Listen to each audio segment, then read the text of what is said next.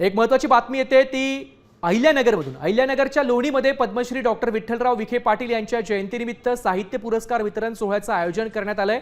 दरम्यान विखे आणि पवार यांच्यामधील वाद सगळ्यांनाच माहिती आहे। या कार्यक्रमासाठी उपमुख्यमंत्री सुनेत्रा पवार यांनी जलसंपदा मंत्री राधाकृष्ण विखे पाटील यांच्या निवासस्थानी भेट दिली आहे। पुरस्कार सोहळ्यापूर्वी विखे पाटलांच्या घरी स्नेहभोजनाचं आयोजन करण्यात आलं होतं। विशेष म्हणजे विखे पाटलांच्या कार्यक्रमाला अतिथी म्हणून जाणाऱ्या त्या पवार कुटुंबातील पहिल्याच सदस्य ठरल्यात। संघर्ष हा प्रत्येक वेळेस कुठं ना कुठंतरी असतोच आणि तो राजकीय पक्षांच्या भूमिकेवर असतो, वैचारिक संघर्ष असतो। पण आता राजकारणामध्ये प्रदीर्घ काळ आता उलटून गेलेला आहे। स्वर्गीय अजितदादांबरोबर माननीय विखे पाटील साहेबांनी मंत्रिमंडळामध्ये काम केलं।